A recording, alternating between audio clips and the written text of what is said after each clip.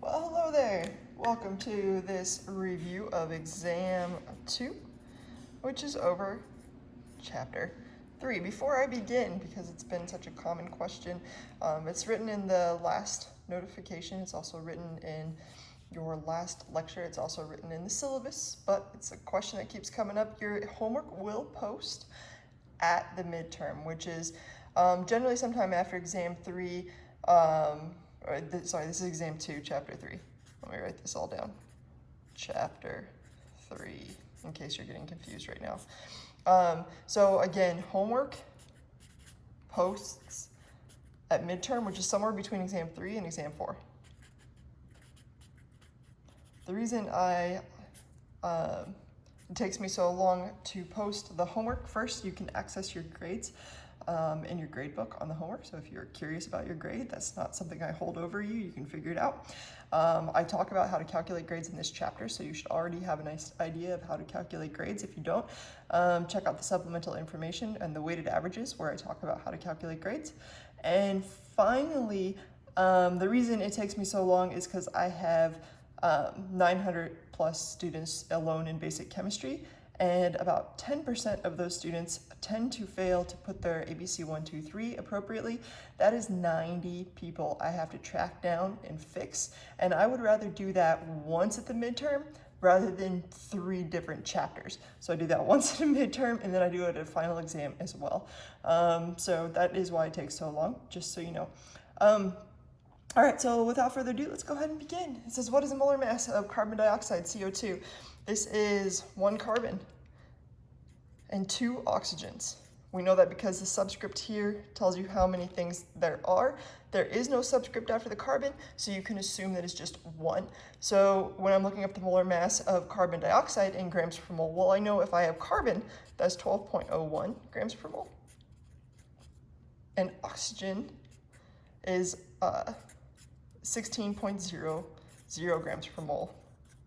I should probably take a step back and show you this. You want to have a periodic table, one that falls in a sink just prior to a lecture will work just fine. So this is 12.01 right here. I'm okay, like I did in lecture, with rounding to 2 decimal places. For almost every single one of these, hydrogen, you generally want to try to stick with 1.008 grams per mole. But the rest, it's okay to go to just 2 decimal places. All right, so carbon was 12.01. Oxygen to 2 decimal places is 16.00. And that's how I ended up with these numbers. When you add them up, 12.01 plus 32 will give you 44.01 grams per mole. And that, in fact, is the mass of a mole of carbon dioxide. It has a mass of 44.01 grams. This question helps kind of lead into this question, because now it says, hey, how many mole are in 12.6 grams? Well, first of all, you should already notice that if you've got a mole of carbon dioxide, it has a mass of 44.01 grams. But we don't have 44.01 grams, we've got 12.6 grams, we got less than that. And so the first thing you want to do anytime you have grams is turn it into moles. To turn grams into moles, you divide by molar mass. And according to the song that we sang in lecture, if you don't, you're a pain in my. So we got 12.6 grams of carbon dioxide. If this is grams of CO2, we got to match grams of CO2 down here with the molar mass. So again, we're dividing the mass by the molar mass, 44.01 per mole. And if you do this, I don't even need to look at it. I already know it's about 1/4. I can just tell the answer right now. But nevertheless, let's go ahead and make sure, because sometimes I have none of these, and that wouldn't be fair to you guys if I throw none of these on there. So 12.6 divided by 44.01. And it gives me 0.286, and that would be the correct answer, mole. All right, so the next question is, hey, how many molecules are in 12.6? So kind of utilizing the same information, we can bring it down here. Now I'm going to pretend that none of this existed, that we just started right here. And so first thing we do, we got grams, turn that stuff into moles. We got 12.6 grams. And it's nice to write what you're talking about of CO2, because then you know that we need to divide it by the molar mass of CO2 here.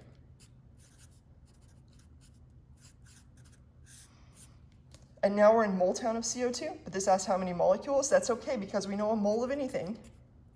So a mole of CO2 molecules, note that this is a molecule, has 6.022 times 10 to the 23rd molecules. So now we got 12.6 times 6.022 times 10 to the 23rd divided by 44.01, or we could just take this in the last answer, keeping extra sig figs, times 6.022 times 10 to the 23rd, and I get 1.72 E23 molecules.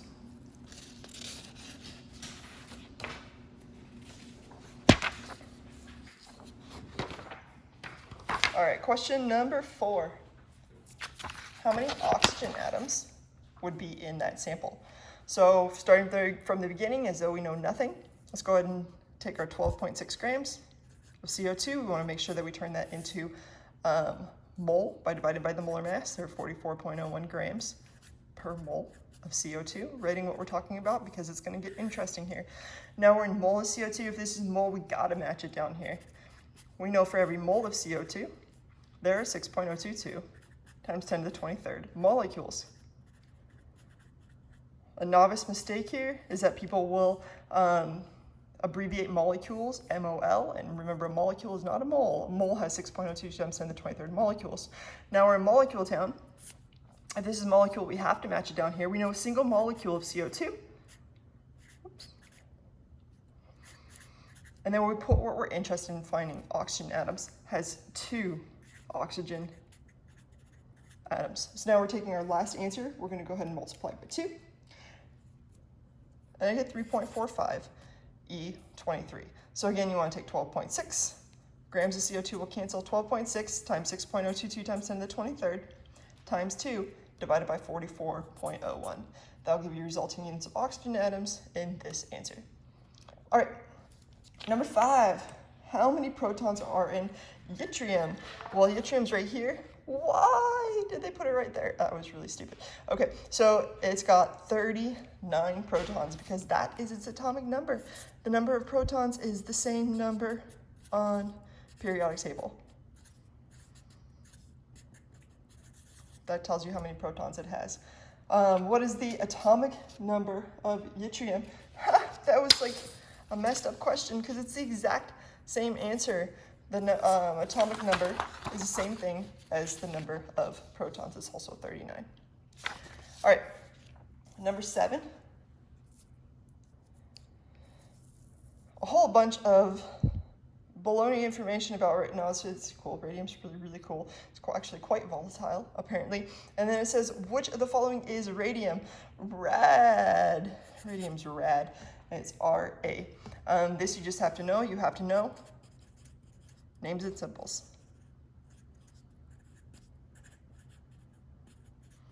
On the periodic table. So if I call it hydrogen, you know it's H. If I say H, it's hydrogen. Nothing else, no numbers, just the names and symbols. All right, question 8. Which of the following is true of ions? Okay, so is most true of ions. So what makes an ion is the fact that the number of protons is different from the number of electrons. It's going to have a different charge, but I expect you to have a really strong idea of what's going on here. So make sure you look at the protons, neutrons, and electrons video that I post. Okay, so let's go through this. They have the same number of electrons, but a different number of neutrons. That's not true. They are the same element, but have a different number of neutrons. Neutrons don't affect the charge, so anything with neutrons isn't going to be the answer. They have a different number of electrons than they do protons. Hey, we already wrote that. Woohoo, go us. They have the same number of protons, but a different number of neutrons. Again, not the case. So multiple choice test, even just taking these, I probably shouldn't tell you this, but you go through and you look and you see for similarities. I see that all these have neutrons. That's probably not going to be the answer. All right, question number 9. And now I got to rewrite that test so that you guys don't use that trick.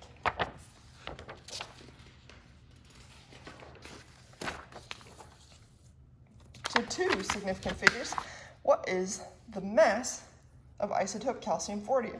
Well, it's called calcium-40 because that's its molar mass. So that should make it really easy. It's 40. Number 10, if you grab a handful of atoms that are the same element, let's say carbon, for example, some of the atoms will have different masses from each other, even though they are all carbon. Yeah, that's absolutely true. When we talk about this in the lecture, when we talk about carbon 12, carbon 13, carbon 14, they all have different masses. So if you pick up a sample of carbon, like graphite, or even if you look at your diamond ring, what you will find is that most of it's carbon-12, but there's some carbon-13 and carbon-14 in it as well. So carbon atoms aren't all exactly the same. All right, number 11, ibuprofen. So it's an anti-inflammatory drug with C13H18O2. This is how many atoms does a single molecule of ibuprofen have? Well, a single molecule, that's tiny. That's one single molecule. We're not talking about 6.022 times 10 to the 23rd of these. That would be a mole. We're talking about a single molecule. Well, a single molecule is made up of 13 carbons, 18 hydrogens, and 2 oxygens. So the way I do math, I look at this and I say that's 20 plus that is going to be 33. And that's the answer. Number 12. Sulfur has several isotopes, which is most likely to be the most stable and abundant. You have to have watched the lecture and really have a strong understanding of this. I'm not going to spend a lot of time. But essentially, when you're looking at this, the thing that's the mass that's closest to the mass in the periodic table is most likely to be the most stable isotope. So the mass of sulfur is 32.07. Remember, that's a weighted average of all of its isotopes. And it's going to be closest to 32 is the one that's most likely to be the most stable and abundant. All right, number 13.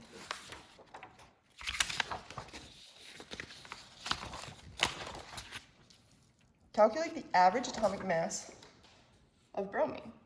One isotope of bromine has a mass of 78.92 grams and a relative abundance of 50.69%. The other one has a mass of 80.92, and that's all we know.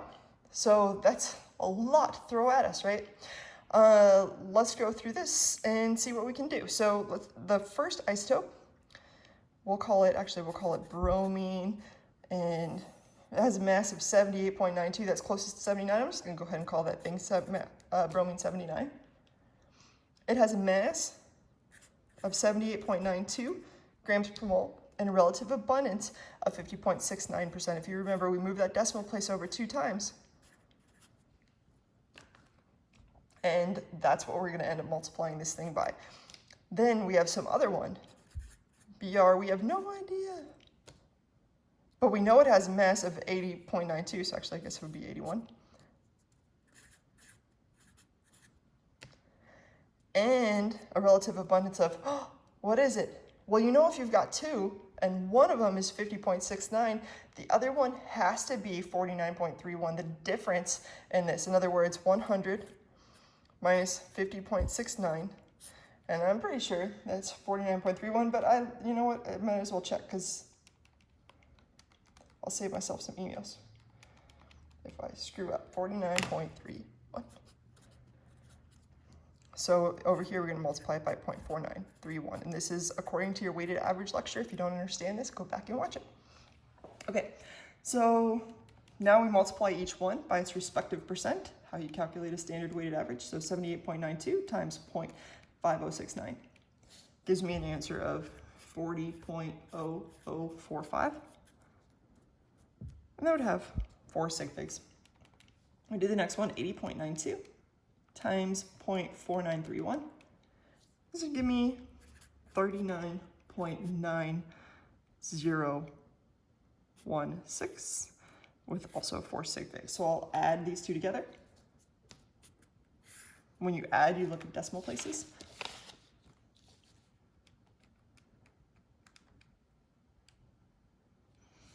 And I get 79.906. But again, you look at decimal places or precision in this case. Anytime it's after the decimal, you can just look at it in terms of decimal places. Here we know to the hundredths place. Here we know to the hundredths place. Therefore, we know this one to the hundredths place. This number is 5 or greater. And so we're going to round up. So we get 79.91 grams per mole. And that would be your answer. A really, really fast way to do it is just go to the periodic table and figure it out from there. All right, so mid-exam break. How many things are in a mole of anything? no, I'm just kidding. 6.022 times 10 to the 23rd. If you watch the lecture videos, you're kind of sick of that. And you should have watched the lecture videos. I'll be sure to question stuff that you've learned on there. All right, okay, question 15 says a sample of C4H10 has 1.7 times 10 to the 25 hydrogen atoms, and it asks for the mass of the sample, and it gives you the molar mass of C4H10, even though you'd be able to figure it out because there's 4 carbons and 10 hydrogens, and you just add them up. Okay, so and it also asks for it to be 2 sig figs. That makes sense because this one's 2 sig figs. So let's go ahead and begin. Just like we go from grams to mole, to molecule, to atom and back. I just said the answer already. To atom, we can go backwards as well. So in this case, we're starting with atoms, so we're going to go from atom to molecule, molecule to mole, mole to grams. So let's go ahead and start 1.7 times 10 to the 25 hydrogen atoms. It's always important to write what you're talking about so you can make sure that you have the appropriate units and you're making it the appropriate thing. So here we have atoms. Again, we're going to go from atoms to moles, so we have to put hydrogen atoms here, or atoms to molecules, excuse me. We have to put hydrogen atoms there, and we're turning it into molecule up here. So what's the conversion between hydrogen atoms and molecule? Well, in one molecule, we have 10 hydrogen atoms. So now we're in molecule town of C4H10. Our next step is to go from molecule to mole. So if this is molecule, we have to put molecule down here. And we're turning it into mole. So what's the relationship between molecule and mole? Well, we know that there's 6.022 times 10 to the 23rd C4H10 molecules in a mole of C4H10. Now we're in mole town.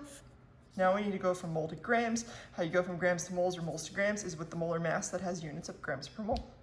If this is mole, we have to put mole down here.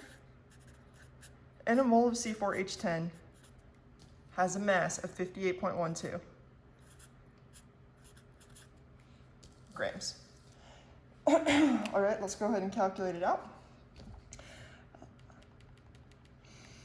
I'm going to take, I kind of ignore these exponents when I'm doing it. You guys can put them in your calculator. If you do, make sure that you remember to divide by 6.022 and then divide by 10 to the 23rd, or put these in parentheses because PEMDAS matters. So I got 1.7 times 58.12 divided by 10 divided by 6.022. And I get an answer of 1.64. It asked for 2 sig figs, so really it'd be 1.6. But then I carry this and this down. So I got 1.64 times 10 to the 25 divided by 10 to the 23. 25 minus 23 would be 2. That's 1.64 times 10 to the 2. And with 2 sig figs, that would be 1.6 times 10 to the 2. Where's that answer on here? Oh, it's right there. Make sure you remember that taking this from scientific notation and back is perfectly legitimate way to answer questions. Okay, question number 16. Calculate the isotope mass of nitrogen 15 in grams per mole to 2 sig figs, and if one of its isotopes has a relative mass and abundance. Well, right away, it actually should be a pretty simple question. Nitrogen 15, boom, it's going to be right there. Although you would be able to set this up as follows. So just remember that we've always taken the isotope mass times the decimal percent, its respective decimal percent,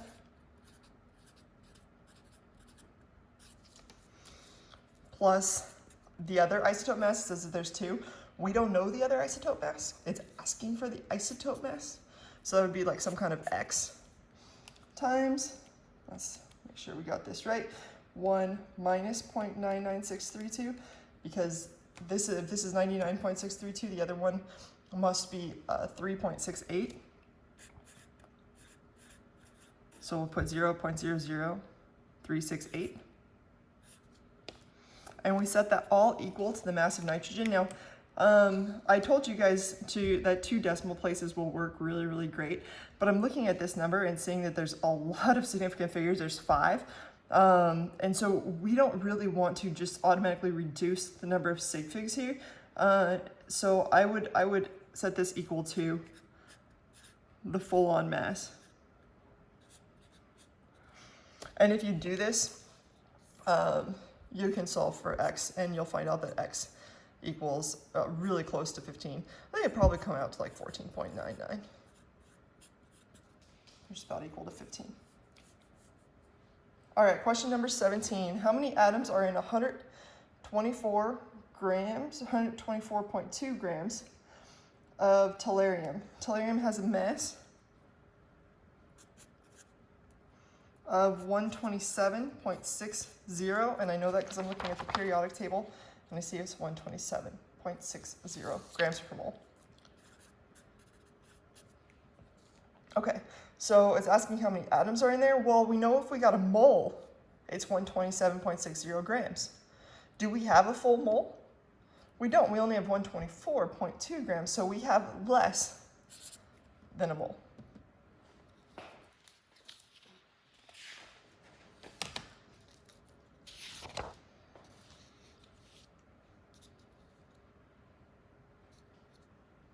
If you lift a kangaroo, oh, that's true, I forgot about that. If you lift a kangaroo's tail off the ground, you can't hop, so don't do that. That'd be really messed up. Okay, find the empirical formula of a compound that is 64.82% carbon, 13.60% hydrogen, and 21.58% oxygen by mass. So one important thing to pay attention to is the fact that it says empirical formula, as opposed to the next question, which we'll talk about, which is molecular formula.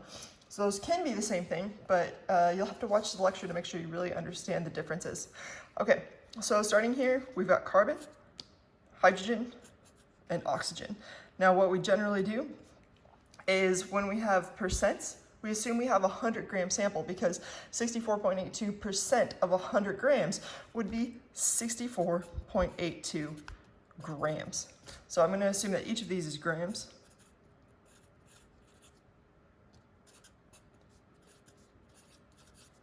Cool. And once we're in gram town, you know the next stop has to be mole town.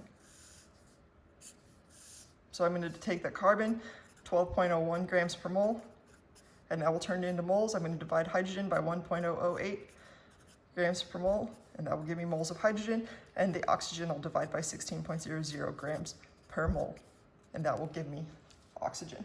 So let's go through and do each of these. I've got 64.82 divided by 12.01.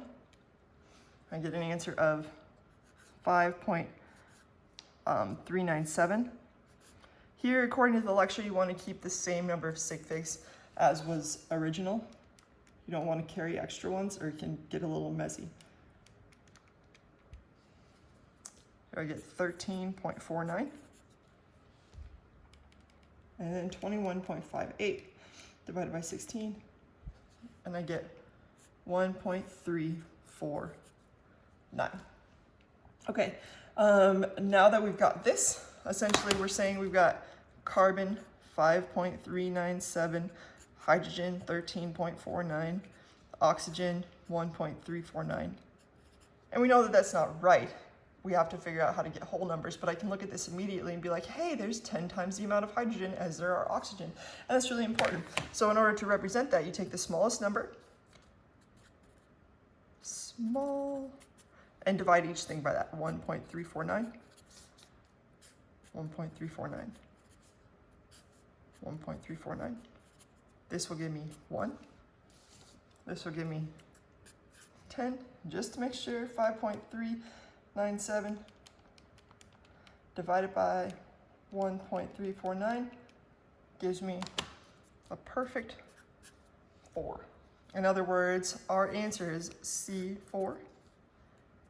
H10O1, which you just write O. It's butanol, and that would be your answer. All right, so the above sample, now it's referring to this sample that we did right here, was found to have a mass between 140 and 150 grams per mole. What is the molecular formula of the compound in the sample? So we know that it's C4. H10O is the empirical formula.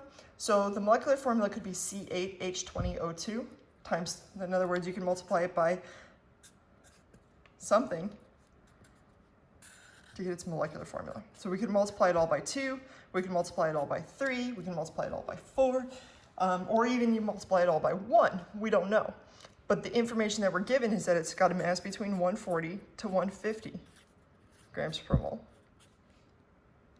If we add up the mass over here, let's see what we get. We got, well, we already did butane earlier, but let's do it anyways. We got 4 carbons plus 10 hydrogens plus 1 oxygen. In other words, 4 times 12.01 plus 10 times 1.008.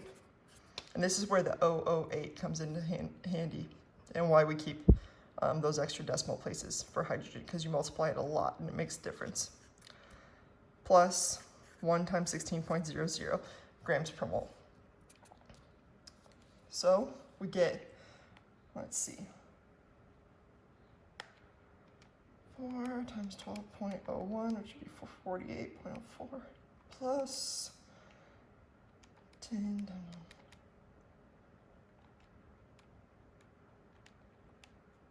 plus 16. I get an answer of 74.12 grams per mole. So if we take that 74.12 and we multiply it by 1, for example, we'll get 74.12.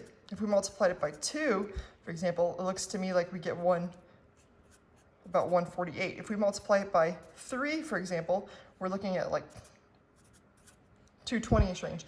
And so which one of these is it? It can only be this one, because this is between 140 and 150. So we multiply it by 2 to get C8H20O2, which would fit in this range. It has to be a whole number. You have to be multiplying it by a whole number, and that's why nothing else would really work here. So looking at this, C8H20O2, I see it right there.